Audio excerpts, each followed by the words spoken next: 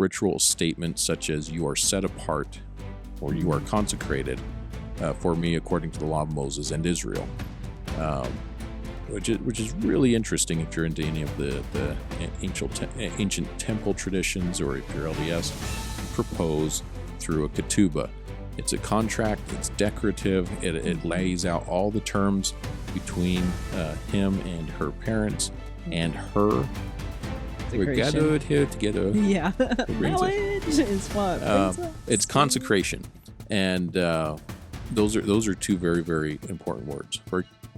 Welcome to Rooted in Faith. My name is Ethan, and this is Nikki. Today we are talking about marriage. Today we are talking about marriage. Yeah. Why you should do it. Definitely. Right, dear? Yes.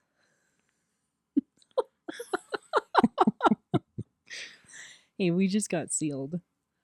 We did. Nikki and I recently, just a few days ago actually, were sealed in the temple, and we looked forward to this for a long time. For over a year. Well, we were working towards it for over a year. We've been married for 3 years now, and we've been working on this. We've been on this path for over a year and a half, and it was fantastic. And we are excited to share.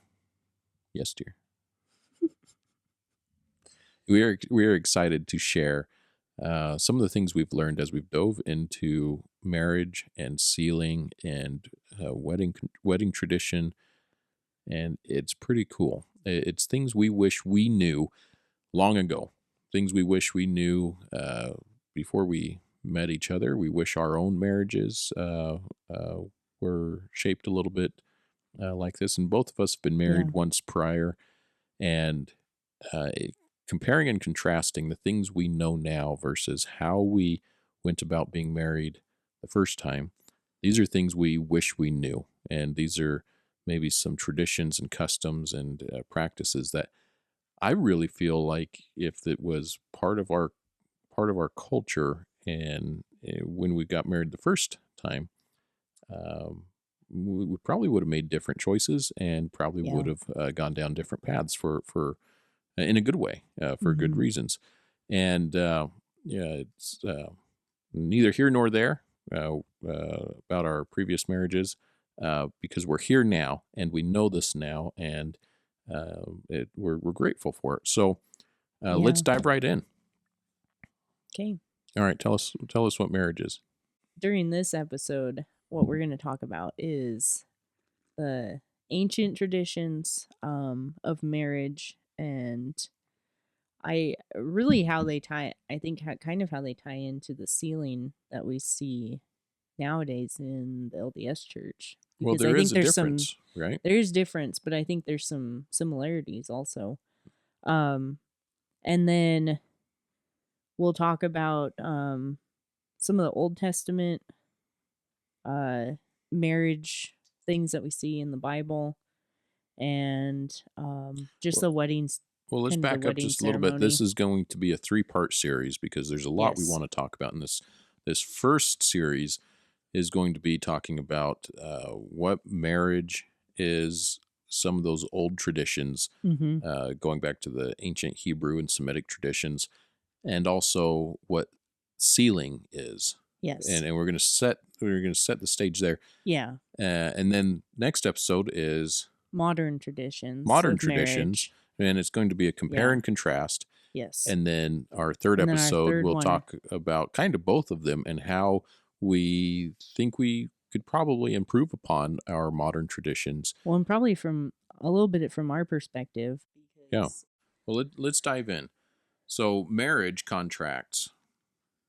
And their marriage has been around for a long time. If you're really into studying Genesis, all scholars, all of them are looking at Adam and Eve and saying, yeah, they were married. And we got to look between the lines. We got to look into it to really see that, because it doesn't say they don't explicitly say it. Yeah. But Adam and Eve, they were married. Well, that counts. First people, first man and woman ever created. They're married. Now, when we get into the written piece of the marriage, the contract, or the covenants, Mm-hmm.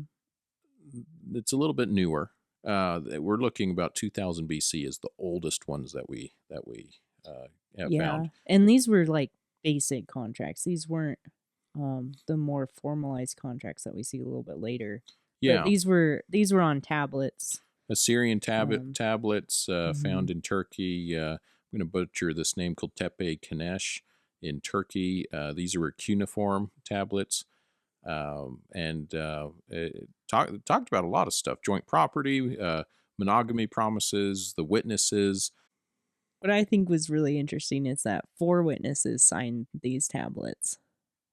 So Yeah, yeah, yeah. I don't know I why don't know what. four, but Yeah. that's interesting.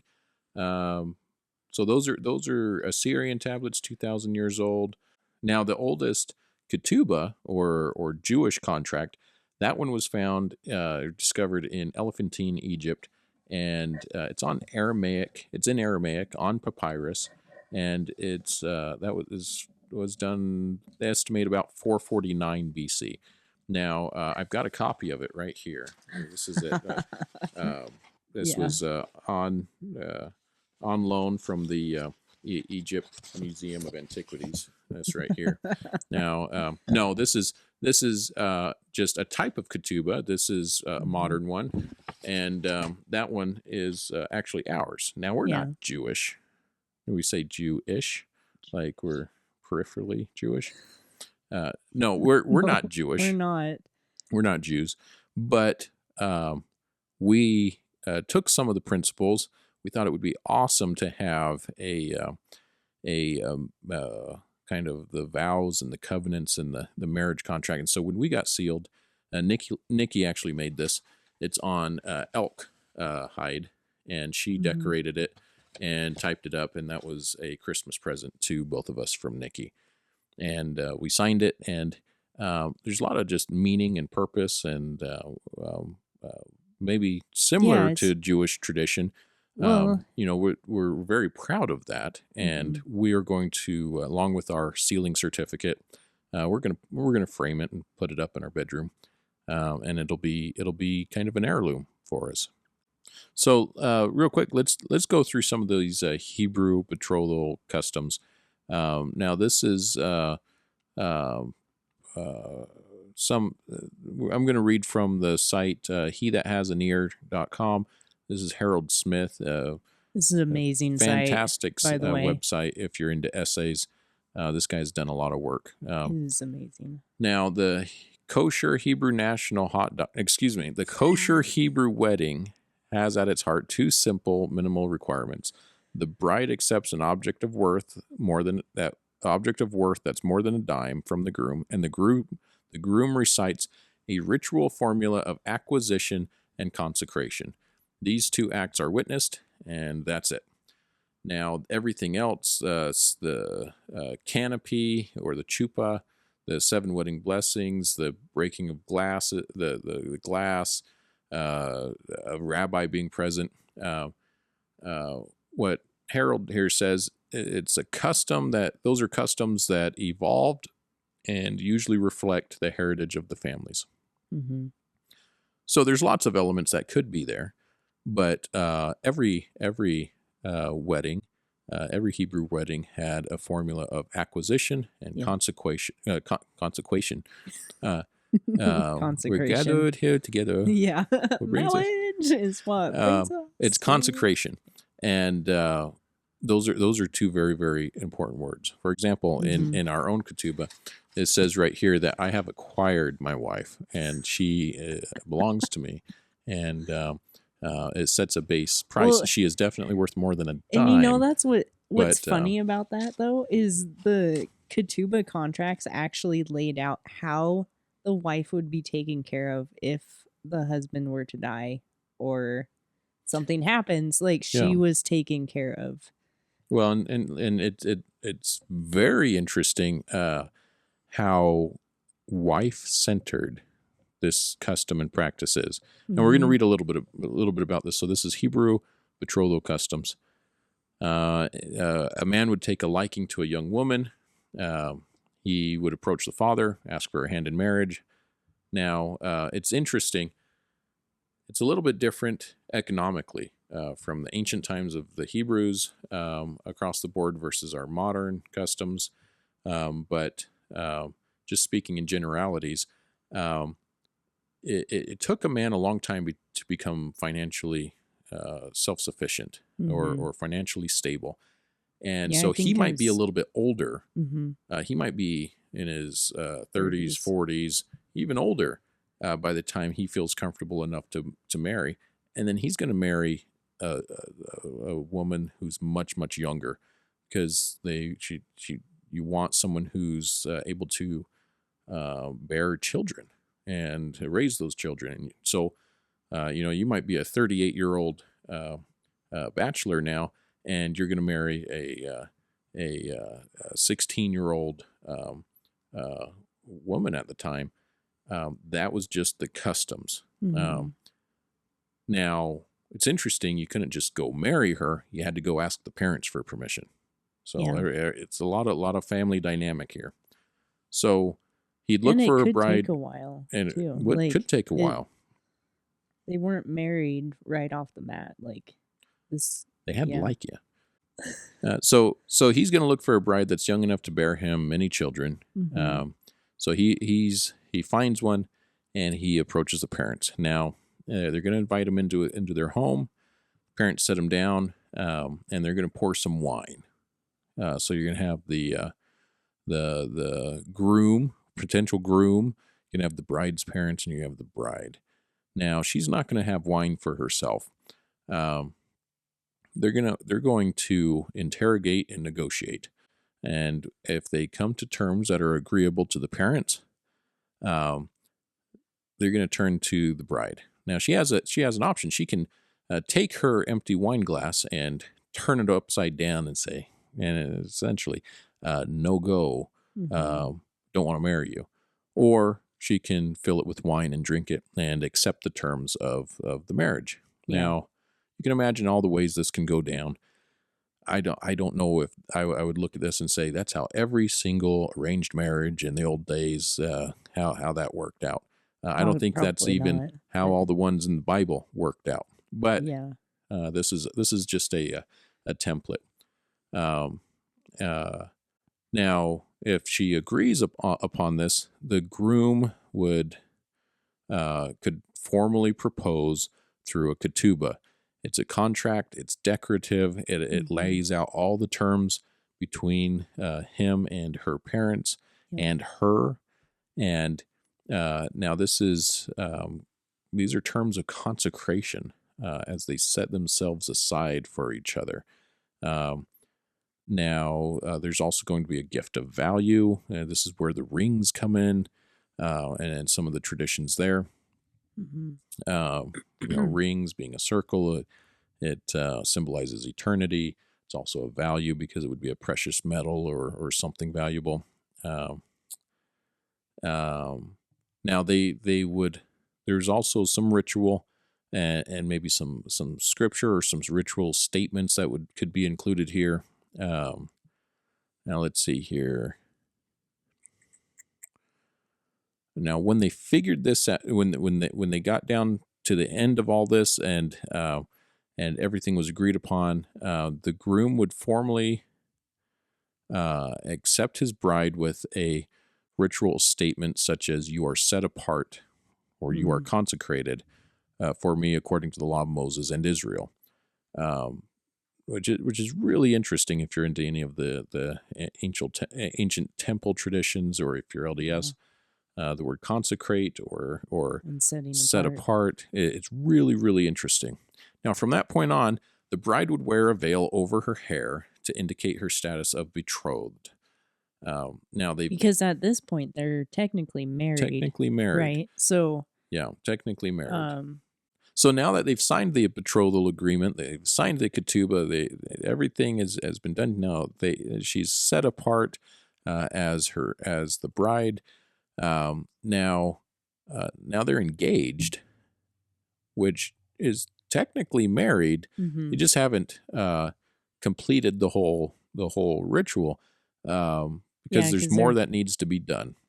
And they're not living together. right now No, either. no, she's still living with her parents. Hmm. He's going to return to his home, and if he is still part of his family's estate or his father's house, he's returning there. This story sounds really familiar. Yeah, well, and if you've ever looked into Andrea Woodmansee on the Stick of Joseph, or David Butler, or um, uh, British lady Oh, Margaret Barker. Margaret Barker. See, they all have Amazing some people. very amazing people. A year ago, when we saw Andrea Woodmansee's video on Stick of Joseph about the Hebrew wedding traditions, that's what really got us interested in looking into this. Very, very fascinating. Go check them out. And we're going to Hmm. repeat a lot of what they say. We've done some of our own research. We found some other sources, but they are top notch. So go read, go watch those. And there's going to be some overlap here. Um, Now, all of these traditions, of course, they would they would vary a little bit, but the groom is going to return home. He needs to prepare a place for his bride, Hmm. for him and his wife. He needs to have a place where they can live, and perhaps that's on family property. Perhaps he has to have his own property, Hmm. but he has to make sure that it's suitable Yeah. for his bride. So he goes away to prepare a place for her. Now that would take time. There you could, perhaps he's helping with his family estate or farm, or maybe they have harvest. There's a lot of stuff going on. So this could be up to a year Could be a or year. longer, right? Could be longer. Absolutely. Yeah. Now, this is all. I'm sure there was probably something spelled out in the terms, but um, now who decided when his preparations were fit for his bride? It was the father of the groom. That's interesting. Only the father knew when Mm, when the groom had prepared enough, when everything was ready. when it was ready. Yeah. And that's when he could return. And of course, back to, if you have harvest, you've got property, you've got all these things. This, it could be a year later, it could be in a specific time of year in the fall. It could be a myriad of things and reasons. But while that's happening, the bride also has some responsibilities. She has to get Hmm. things ready herself, and she needs to be ready for his return, Yeah, she has because to be she doesn't prepared. know when it's happening. Yeah. So, um, so she's at her parents' house. She has to be prepared constantly. The wedding date isn't really revealed until the bridegroom shows up to pick her up. So there's some tradition there where maybe he shows up unexpectedly and just to surprise her. There's some Hmm. anticipation there. It's kind of cool. Now, um, that's where we could get some language that you guys might recognize, like he's going to show up like a thief in the night to steal his bride away. There's some things like that where you can imagine the imagery, and when things are, especially the New Testament, when we're looking at some of the marriage parables, Yeah. this should make a lot more sense. I always thought it was There's so many. Yeah. weird when Jesus called his church his bride, and he's the bridegroom. Hmm. That just sounded weird to me, but it's Yeah. not. It's not literal in the sense that he's making me his bride as a member of his church. It's figurative, and it's in language that the people he was talking to would understand through their This would traditions be, yeah, because this would be happening all the time. I mean, this would totally be all the time. understandable. They totally understand it. So he's taking a common practice that everybody knows, Yeah. and he's making a comparison that this is how I'm going to return, and this is how it needs to be, and you need to be prepared when I return, and just like this and that. And here's a story of the 10 virgins, and here's the king and the wedding feast, and there's so many that he uses, but it's because they understood it. He's not going to make me his bride. It'd be kind of weird. Might be weird if he makes her his bride either. Anyway, Oh my gosh. so anyway, so the bride also has attendants, and when the groom is returning. He might be blowing a shofar, Mhm. which is a horn. He might send a messenger ahead to warn or let the bride know that he's coming. Um, there's lots of things that play into this. And then, of course, you get back home. He picks her up. He takes her back to his home, where there's going to be a wedding feast, and this is going to So last 7 days, right? 7 days. It's a whole week, and there's lots of stuff going on. And this plays back into some of the significance and importance with the wedding that Jesus attended, where Yeah. there's the miracle of the water into wine.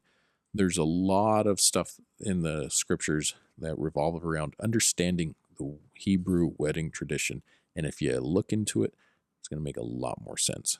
Yeah. When we looked into it, I mean, it was just amazing and kind of mind-blowing. Like, I wish I had known this, Oh, all oh, this information. Like, definitely. it's so cool and so amazing. And going back and reading those parables, and it just has so much more meaning now. Oh, so much more meaning. So, um, yeah, and that's the bulk of what we wanted to talk about today. Mm-hmm. There's some other things we're going to get into. For example, in researching this, we discovered through Harold Smith. Uh, um, it looks like there's a mistranslation and maybe some misunderstanding in the parable of the 10 virgins, and Yeah. so we're going to do maybe some short videos talking about that. We're going to talk about what are we going to talk about later? We'll do another one about kind of modern traditions, which is Yeah. kind of weird to say because what we do today is like a watered down version of some of these ancient traditions. And it seems like a lot of it's built for convenience and glamour for today, but we're going to go into it. And then on our third episode, we'll talk about maybe some ways we can incorporate some of the deep spiritual meaning of the old traditions into our modern practices, like having a ketubah. Mm-hmm. Now, this one lists that she has to make me a sandwich every day, at least one, to my liking. If it's not to my liking, there's consequences. So anyway, the what about covenants and Well, consecration? Let's dive into that a yeah. little bit. So in the Old Testament covenant marriage, some of the stuff that I found is marriage as berith. I don't know if I'm saying that right, but it's Berith. yeah, is covenant. So marriage was as if you were binding like gods with Israel. So or binding um like God's binding with Israel. Like this, you were making this covenant to somebody. I think it's like consecration, but um it was called berith, and so it's that marriage.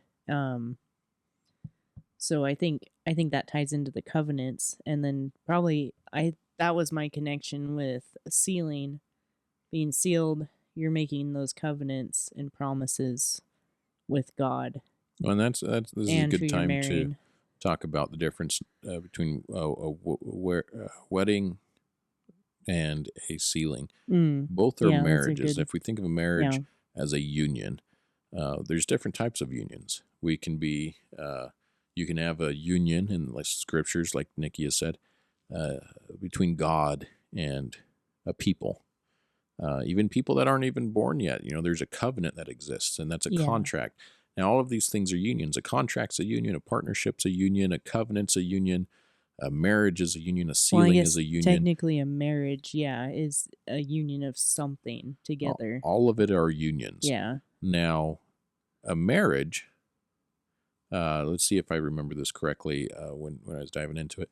A marriage is a religious union between a man and a woman. Yeah. Now, of course, today we have civil Civil marriages. marriage. They don't even Yeah. call it that. They call it civil unions. That's the more correct term. Um, yeah, marriage is definitely religious. Its roots are religious, and it has always been religious. We can change it, but more to come on that in the second episode. So a marriage is a religious union between a man and a woman. Yeah. Whereas So a sealing has an extra layer there. It is covenantal, and if a marriage you make vows, and a sealing is going to be a covenant. Now, what's the difference between a vow and a covenant? Well, there's not a lot. I think a lot of it is intent, and a lot of it is purpose. yes. The purpose of a covenant will probably outlive you. A vow won't. A vow is more directly tied to you. Yeah. Because our covenants that we're making, being sealed, are eternal. Yeah. These are eternal covenants, and now in the LDS Church, as well as maybe other churches, when we make covenants, as well as in the Scriptures, when covenants are made with Abraham, these are eternal. Even after the flood with Noah, God makes a covenant with Noah. Now, this is a contract. It's 2 parts. Yes, you have terms to live up to. Yeah. Both sides have terms they must keep, but it often outlives, the covenants often outlive the ones who make it. And I think that's an important piece here, because when 2 people are sealed in the custom and tradition of the LDS Church, that marriage, that union, that wedding, that is for time and eternity. Yeah. And it has implications for your ancestors. It has implications for the 2 people being joined, and it has implications for the posterity of those people. And it is covenantal between them with each other, and then also with each other and God, and also individually and God. Yes. So if I was to draw a Venn diagram, there'd be lots of overlap Yeah. and lots of arrows going between all the parties. Yeah. It's much more meaningful than just a marriage with vows, a covenant sealing of 2 people. There's lots of layers, and it's very, very important. Not something to be done lightly. Hopefully something No. you only ever do once. And Yeah. I think that with that in mind, marriage is basic religious joining of 2 people. Sealing, definitely religious, definitely with God as a witness, with covenants between Him and the 2 people being married. Definitely some layers of complexity and a higher degree of seriousness. Yeah. I agree. Did I ramble through that pretty good for y'all? All right. Well, no, I think that's perfectly what it is. It was very serious. Yeah, very, very serious. Now, Boy. on that very serious note, I think we've talked about everything that we need to talk about in this one. All right, so hopefully you came away from this video, or come away from this video with maybe some intriguing thoughts and questions. Well, and yeah, dive into the Scriptures and look into history, because there's so much. And going to that website, Harold Smith, He that has right? an ear.com. Yeah, that's very, very has good. a lot of information. And yeah, I would just say go in and do some research and look at this, because it really does open your eyes. Yeah, it really does. Hopefully you came away with something about weddings, something about sealings, and hopefully we challenged your thoughts. Yeah, and dive in and go read the New Testament, about the marriage parables, and apply that to your own wedding. And we will see you next time. Yeah. Thanks for watching. Like, subscribe, share. Thanks, everybody. Have a good night.